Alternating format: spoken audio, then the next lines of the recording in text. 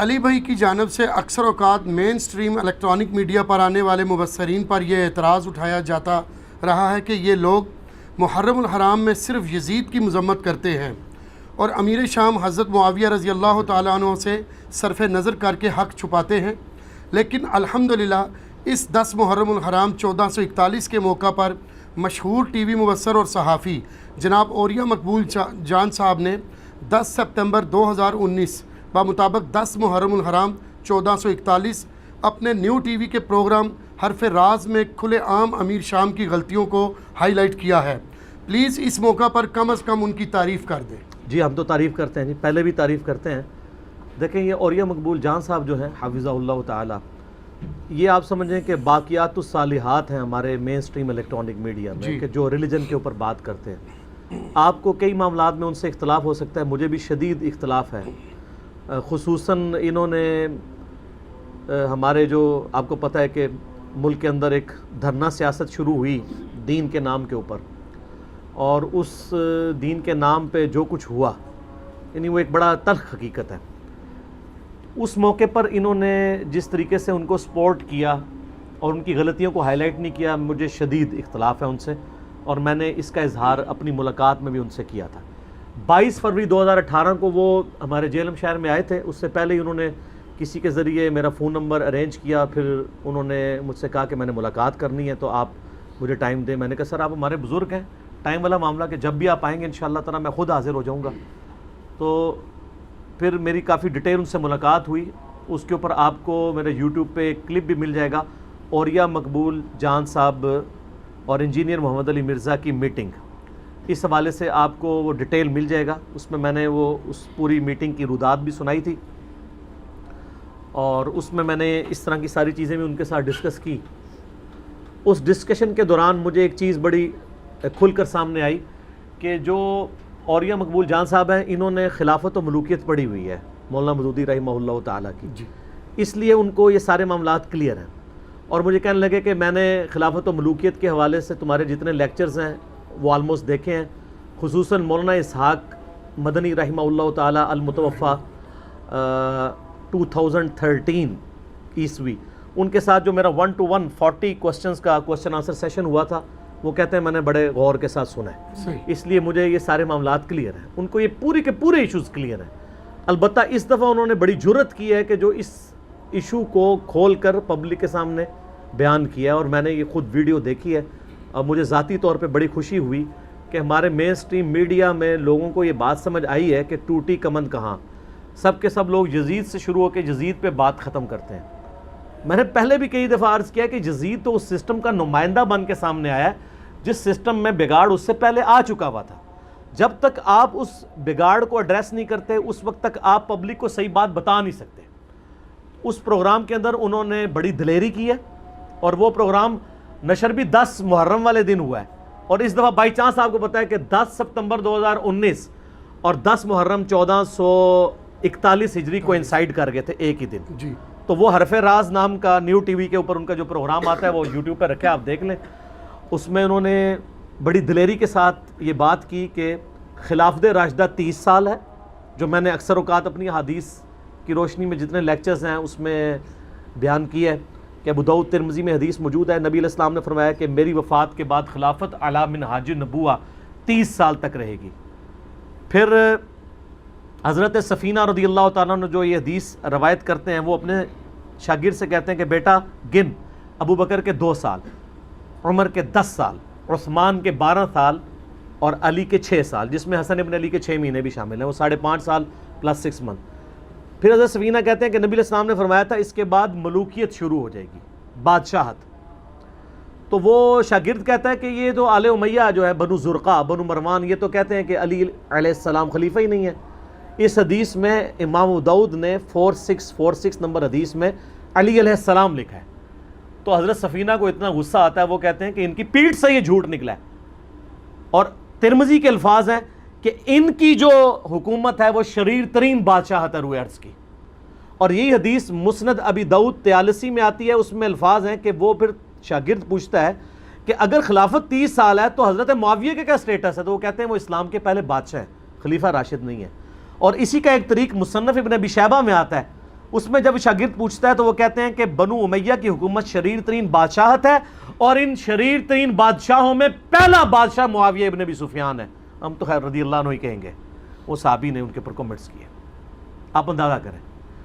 تو اور یہ مقبول جان صاحب نے حفظہ اللہ تعالیٰ اس حدیث کو ڈسکس کیا. انہوں نے کہا 30 سال خلافت ہے, بعد میں ملوکیت ہے, اور انہوں نے اسی کو یعنی بیان کیا جو ڈاکٹر اقبال نے بھی کہا ہے کہ اللہ تعالیٰ ہمیں اگر ایک علیحدہ ملک دے تو عرب امپیریلزم کا داغ, عرب کی ملوکیت کا داغ جو پچھلے 1300 سال سے ہمارے چہرے کے اوپر ہے خلافت راشدہ کے بعد, بنو امیہ اور بنو عباس, ہم اس کو دھو سکیں.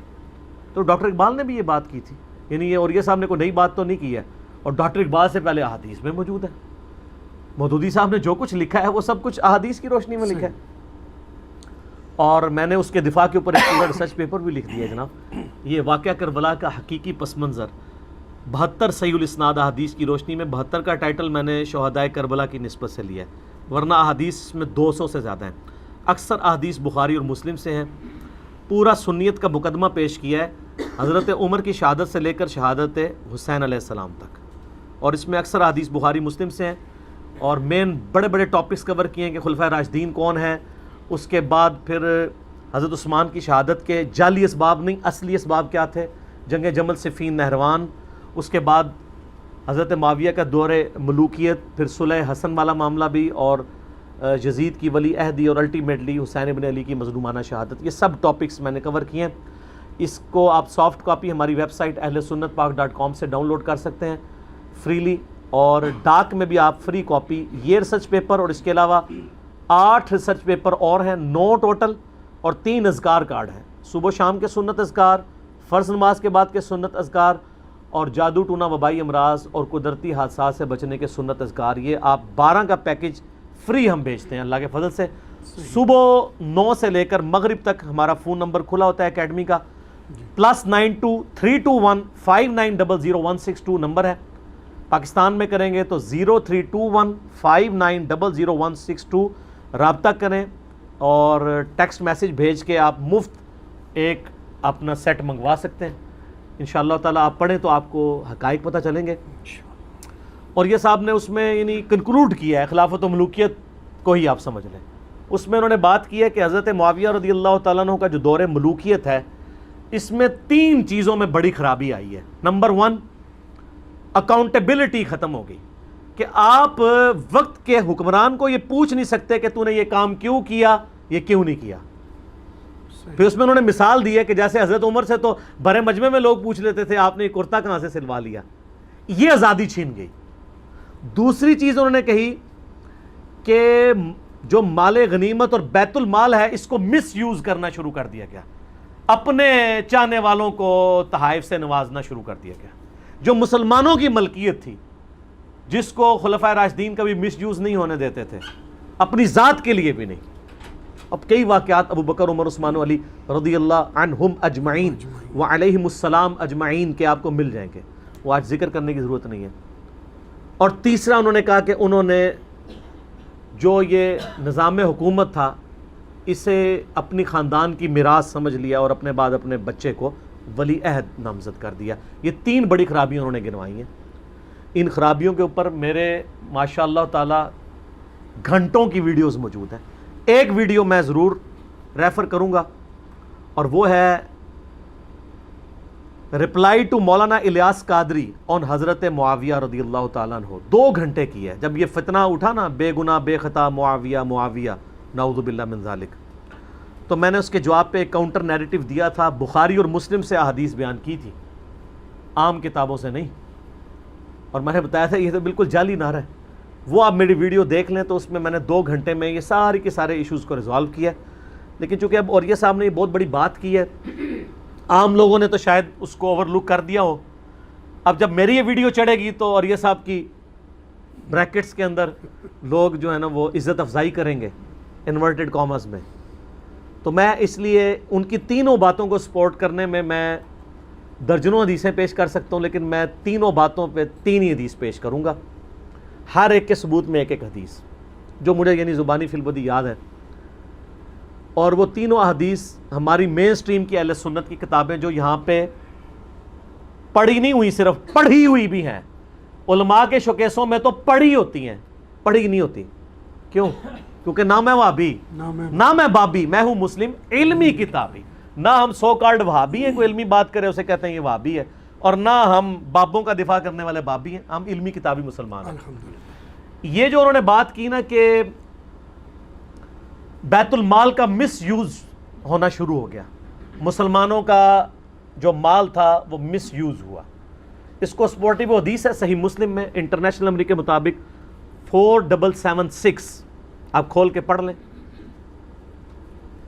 کہ ایک شخص عبداللہ بن عمر بن عاص رضی اللہ تعالیٰ عنہ کے پاس آتا ہے اس حال میں کہ وہ خانہ کعبہ کے ساتھ ٹیک لگائے ہوئے مسجد حرام میں بیٹھے ہوتے ہیں، اور وہ آ کے کہتا ہے کہ آپ ہمیں اطاعت امیر کے اوپر حدیثیں سنا رہے ہیں کہ امیر کی، حکمران کی اطاعت کرو، جبکہ آپ کے چچا کا لڑکا معاویہ ابن ابی سفیان جو اس وقت مسلمانوں کا حکمران ہے، ہمارا امیر ہے، وہ تو ہمیں حکم دیتا ہے کہ ہم لوگوں کا مال ناحق طریقے سے، حرام طریقے سے ہڑپ کریں اور لوگوں کو ناحق قتل کریں. جبکہ سورہ نساء کی آیت نمبر 29 میں آتا ہے کہ اے ایمان والو ایک دوسرے کا مال ناحق طریقے سے ہڑپ مت کرو اور ایک دوسرے کو قتل مت کرو. ہم اللہ کی بات مانیں کہ یہ اپنے امیر کی بات مانیں. اب یہ بہت بڑی ایک سمجھ لیں ان کی طرف سے کلمہ حق تھا جس طرح اوریہ صاحب کی طرف سے. تو عبداللہ بن عمر بن عاص جو ہیں وہ تھوڑی دیر انہوں نے سر جھکائی رکھا، پھر انہیں سر اٹھا کے کہا کہ معاویہ کی اطاعت کرو ان کاموں میں جن کاموں میں وہ اللہ کی اطاعت کے اندر اندر تمہیں حکم دیتے ہیں، اور جن باتوں میں وہ اللہ کی نافرمانی کا حکم دے اس میں تم معاویہ کی نافرمانی کرو. یہی ایک مسلمان کا عقیدہ ہونا چاہیے. اچھا، اسی طریقے سے اوریہ مقبول جان صاحب حفظہ اللہ تعالیٰ نے جو اس میں کہا کہ انہوں نے یعنی سوال کرنا بین کر دیا تھا کہ اکاؤنٹیبلٹی کوئی نہیں حکمران کی. ملوکیت میں، بادشاہت میں یہی تو ہوتا ہے کنگ شپ کے اندر. اس کو سپورٹیو حدیث ہے صحیح بخاری میں انٹرنیشنل نمبر کے مطابق 4108 غزوہ خندق والے چیپٹر میں کہ تحکیم کے مسئلے کے بعد جب حضرت معاویہ مدینہ شریف آتے ہیں تو عبداللہ بن عمر رضی اللہ تعالیٰ عنہما کو ان کی بہن سیدہ حفصہ جو ام المومنین بھی ہیں سلام اللہ علیہا، وہ کہتی ہیں کہ عبداللہ حضرت معاویہ آئے ہیں اور وہ خطبہ دے رہے ہیں، تم اس خطبے میں جا کے بیٹھو، یہ نہ ہو کہ تمہاری غیر موجودگی سے کچھ اور ہی مطلب لے لیا جائے کہ کوئی فارورڈ بلاک تو نہیں بن گیا تو آج کی دور میں. تو عبداللہ بن عمر چلے جاتے ہیں، وہاں پہ حضرت معاویہ تقریر کرتے ہوئے کہتے ہیں کہ جس کو اس امر خلافت میں کوئی خواہش ہے نا وہ اپنا سینگ اٹھائے، اپنا سر اٹھائے. عرب کے لوگ محاورے بڑے سخت بولا کرتے تھے. اپنا سینگ اٹھائے، میں اس کے باپ سے بھی زیادہ خلافت کا حقدار ہوں. اور یہ بات انہوں نے اصل میں حضرت عمر کے بارے میں کی، گستاخانہ. اس کا ثبوت یہ ہے کہ اسی حدیث میں آتا ہے کہ جب مجمع چھٹ گیا تو حبیب بن مسلمہ کہتے ہیں کہ میں نے عبداللہ بن عمر سے کہا کہ آپ نے معاویہ کو اسی وقت کیوں نہیں جواب دیا جب وہ یہ بات کر رہا تھا کہ میں اس کے باپ سے زیادہ حقدار ہوں جسے کوئی خواہش ہے خلافت کی. تو ان کی طرف اشارہ کر رہا تھا. اس کی وجہ یہ تھی کہ تحکیم کے مسئلے میں ایک رائے یہ بھی سامنے آئی تھی کہ حضرت علی اور حضرت معاویہ دونوں معزول کر دیے جائیں اپنے اپنے عہدوں سے اور عبداللہ بن عمر کو خلیفہ چن لیا جائے. تو حضرت معاویہ کو فوراً فکر پڑ گئی کہ یار یہ عبداللہ بن عمر سینگ اٹھانا ذرا، میں تو تیرے باپ سے زیادہ خلافت کا حقدار ہوں. عبداللہ بن عمر کا باپ کون ہے؟ سیدنا عمر، جنہوں نے رومن امپائر گرائی ہے اپنے دور میں. اسی شام میں حضرت معاویہ گورنر ہیں اور بات کس کے بارے میں کر رہے ہیں. تو آپ کو پتہ چلا کہ یہ رافضیت کہاں سے، صحابہ پر اس طرح کے الفاظ بولنا کہاں سے شروع ہیں. میں تو آل امیہ کو جائز باپ سمجھتا ہوں رافضیوں کا، ناجائز نہیں، جائز. یہ انہی کی ساری باقیات ہیں. تو حبیب بن مسلمہ کہتے ہیں جب میں نے عبداللہ بن عمر سے کہا نا کہ آپ نے جواب کیوں نہیں دیا، انہوں نے کہا میں نے ارادہ کیا اپنی گھوٹ کھولوں. احتبا کر کے بیٹھے تھے دونوں گھٹنوں کو یوں لے کے، اور میں اس کو معاویہ کو اسی وقت جواب دوں کہ تجھ سے زیادہ خلافت کا حقدار وہ ہے جس نے اسلام کی خاطر تم باپ بیٹا سے، تم اور تمہارا باپ ابو سفیان جب کافر تھے، جنگ کی ہوئی ہے. یعنی تم دونوں جو ہے وہ غزوہ بدر، احد اور خندق کے اندر کافروں کی طرف سے لڑنے آتے تھے اور ہم مسلمانوں کی طرف سے لڑتے تھے. تو آج اب تم لوگ بعد میں مسلمان ہو کے تو خلافت کے حقدار بن رہے ہو. خلافت کے حقدار تو ہم ہیں یا مولا علی بھی، کیونکہ مولا علی بھی پہلے کے مسلمان ہیں، دونوں طرف بات جا سکتی ہے.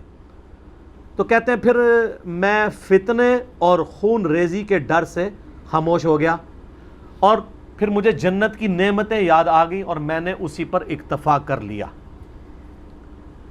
لیکن اکتفا نہیں کیا، یہ ساری باتیں انہوں نے بتا دیں اور امام بخاری نے بخاری میں 4108 میں نقل بھی کر دی تاکہ انجینئر صاحب اپنے پمفلٹ میں ڈال دیں. دیکھیں نا جی، کہتے ہیں رافضی ہے.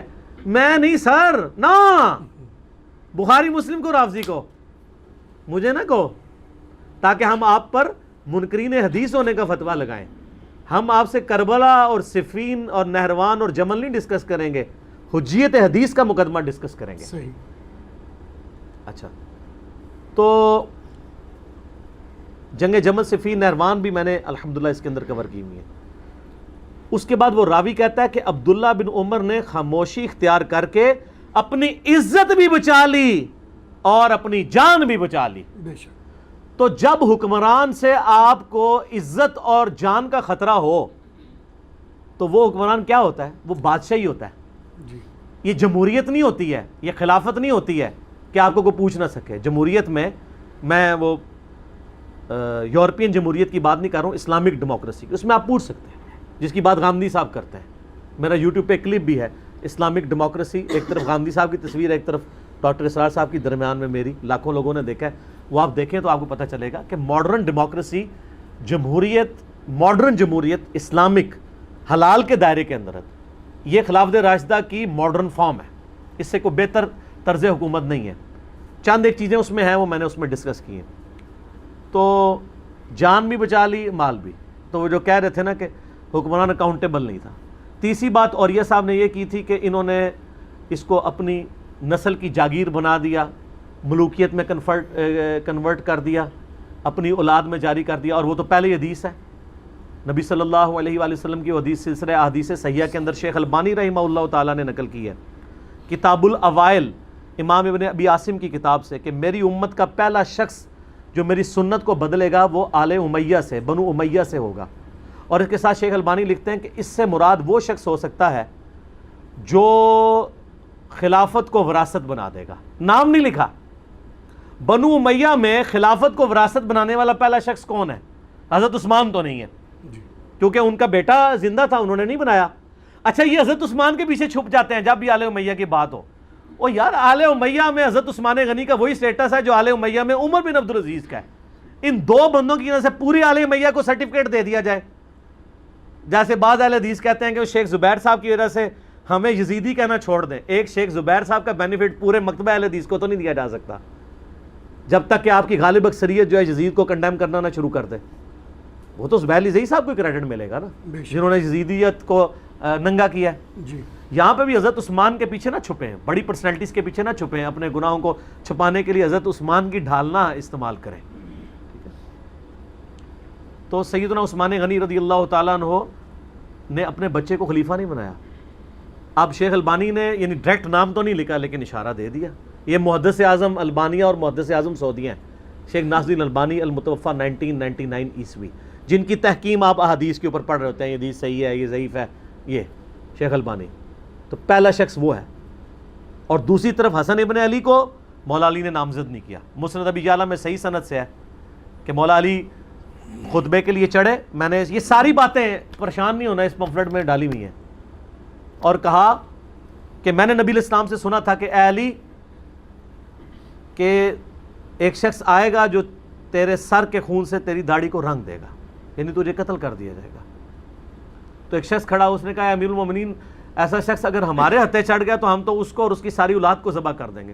حضرت علی نے کہا نہیں، میرے قتل کے بدلے میں اسی کو قتل کیا جائے جو قاتل ہے، اس کے گھر والوں کا کوئی قصور نہیں ہے. اور وہ بھی اگر میں مر جاؤں تو، اگر میں زندہ رہا تو میں فیصلہ خود کروں گا اس کے لیے.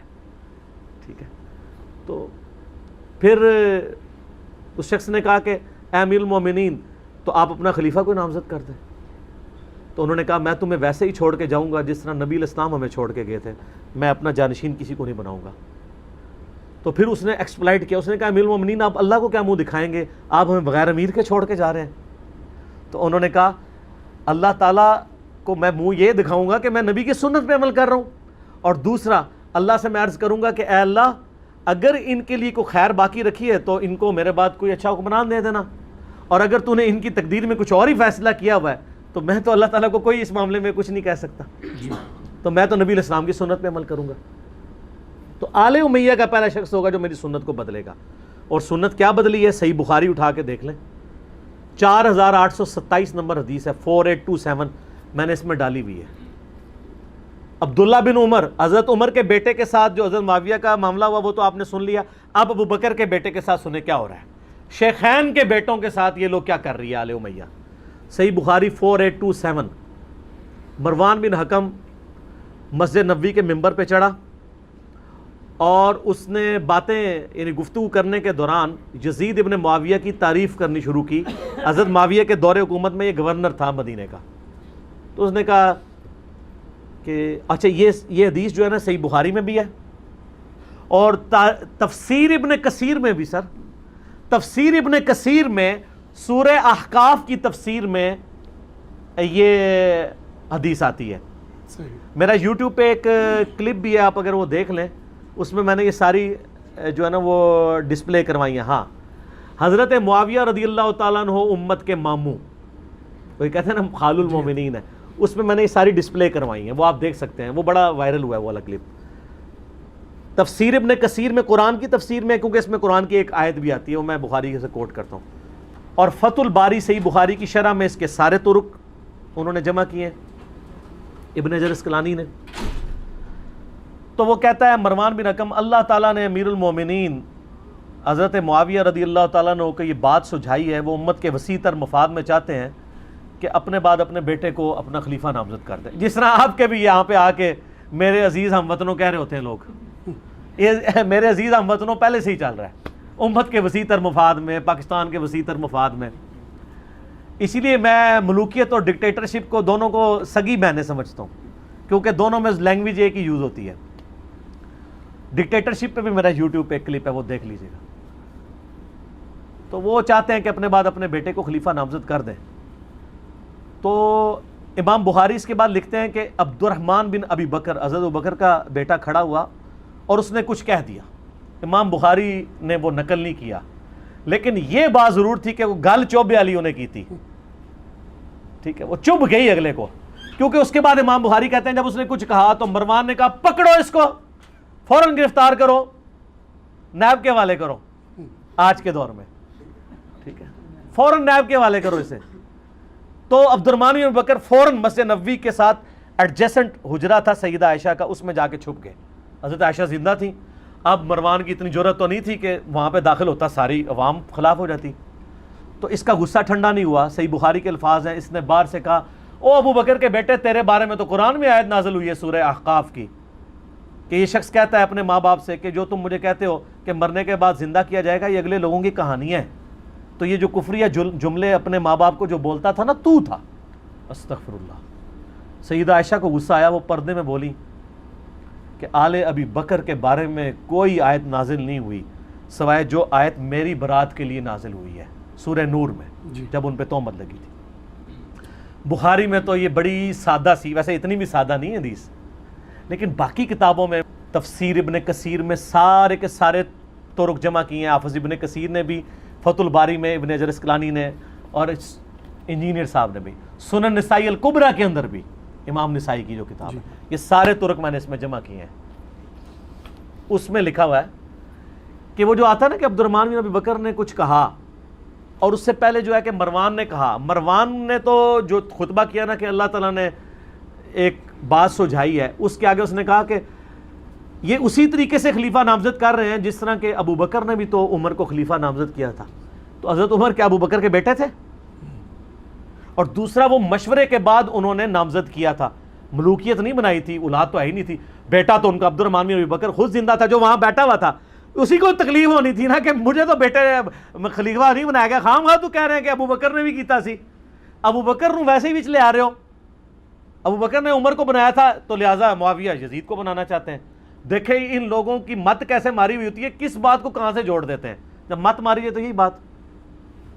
تو عبد الرحمن بن ابی بکر نے کچھ کہا, امام بخاری کہتے ہیں سنن نسائی الکبریٰ میں ہے, تفسیر ابن کثیر میں ہے سورہ احقاف کی ان آیات کی روشنی میں, اور مصنف ابن ابی شیبہ میں, فتح الباری میں. وہ کہتے ہیں کہ عبد الرحمن بن ابی بکر نے کھڑے ہو کر کہا کہ سیدھی طرح کہہ کہ تیرا امیر المومنین معاویہ ابن ابی سفیان کیسرو کسرا کے طریقے پہ چلنا چاہتا ہے، ابو بکر اور عمر کی سنت پہ نہیں. بہت بڑی پھکی تھی. تو ڈکار تو صحیح بنتے تھے، یہ کہنا صحیح بنتا تھا پڑھو انہوں. اور وہ جب حجرے میں گئے تو وہاں تو آتا ہے نا اس نے یہ بات کی، اس میں بھی آتا ہے. ادھر آگے الفاظ ہیں کہ حضرت عائشہ نے کہا اسکت، چپ کر، بکواس بند کر، آل ابی بکر کے بارے میں کوئی آیت نازل نہیں ہوئی ہے سوائے وہ جو میری برات میں. اور آگے الفاظ ہیں کہ مروان البتہ تیرے بارے میں اللہ کے نبی نے فرمایا تھا جب تو اپنے باپ کی پشت میں تھا کہ حکم پر لعنت، اس کی اولاد پر لعنت. مروان بن حکم تو اپنے باپ کی پشت میں تھا، اللہ کے نبی تجھ پہ لعنت کر کے گئے ہوئے ہیں. یہ انہوں نے پھکی دی نا آگے سے کہ تو میرے بھائی کے بارے میں کہہ رہا ہے، اصل میں تو تم لوگ لعنتی ہو. تو مروان کا بیٹا باپ حکم اور مروان کا بیٹا عبد الملک بن مروان، عبد الملک بن مروان وہ بھی خلیفہ، اس کے 4 بیٹے خلیفہ. ایک مروان کا جو ہے نا وہ صحیح نکلا ہے پوتا، اور وہ ہے عمر بن عبد العزیز بن مروان. اچھا یہ بھی دیکھیں، جو ملک اور عبد العزیز یہ بھائی تھے. مروان کے 2 بیٹے تھے، عبد الملک اور عبد العزیز. اور عبد العزیز کا بیٹا آگے عمر بن عبد العزیز ہے، اور وہ بھی اس لیے ہے کہ اس کی جو ماں تھی نا وہ حضرت عمر کی پوتی تھی. حضرت عمر کی پوتی کا دودھ پیا ہوا تھا، وہ عمر ثانی ہے جو. تو لیکن ہم اس لعنت کو عمر بن عبد العزیز تک نہیں لے کے جاتے. حضرت نوح کا بیٹا کافر نکل سکتا ہے، مروان کا بیٹا عمر بن عبد العزیز بھی ہو سکتا ہے، اس کو اللہ نے بالکل 180 ڈگری ہے. تو یہ چیز نہیں. بنو ہاشم سے ابو لہب بھی ہے، بنو ہاشم سے نبی علیہ السلام بھی ہے. ٹھیک ہے. تو یہ یعنی تینوں باتیں میں نے جو اوریہ صاحب نے کی تھی نا، ہو سکتا ہے ان پہ کوئی مولوی فتوے لگائیں، تو میں پہلے ہی آپ کو پتا ہے ہم تو بیٹھے ہوئے ادھر 302 بن کے کہ جو بندہ غلط بات کرے گا نا اس سے پہلے ہی ہم کاؤنٹر نیریٹو کھڑا کر دیں گے. تو سر سلام ہے اوریہ صاحب کو کلمہ حق بلند کرنے پہ، اور حصول برکت کے لیے اوریہ صاحب کے لیے میں عرض کر دوں، المستدل حاکم میں حدیث ہے صحیح سند کے ساتھ کہ نبی صلی اللہ علیہ وآلہ وسلم نے فرمایا سید الشہداء حمزہ ابن عبد المطلب ہیں، اور وہ شخص بھی سید الشہداء ہے جو جابر حکمران کے سامنے کلمہ حق بلند کرے حتیٰ کہ اسے شہید کر دیا جائے. اسی حدیث کے تحت ہم سیدنا حسین ابن علی رضی اللہ عنہما علیہ السلام کو بھی سید الشہداء کہتے ہیں. تو آدھے سید الشہداء تو بن چکے ہیں، اور یہ سب ہماری خواہش ہے کہ پورے نہ بنے گئیں، کوئی چاڑی نہ دوڑے مجاہد ملت ان کے اوپر. آمین. تو اسی پہ ہی ان کو ثواب مل جائے، انگلی کٹا کے شہیدوں میں. تو بات کرنا بہرحال جرت والی بات ہے، لیکن الحمدللہ تبدیلی آ رہی ہے. اب لوگوں کو حقائق پتہ چل رہے ہیں، اب لوگوں میں سچائی سننے کا مادہ موجود ہے، اللہ کا شکر ہے. اور سید الشہداء تو وہ بھی ہے نا جو صحیح مسلم میں آتا ہے کہ قرب قیامت میں دجال کے خلاف جو شخص کھڑا ہوگا اس کے دجال 2 ٹکڑے کر کے کہے گا، پھر زندہ کرے گا، کہے گا اب تو مجھے خدا مانو، کہے گا میرے نبی کی حدیث مجھے پہنچی ہے، تو دجال ہے.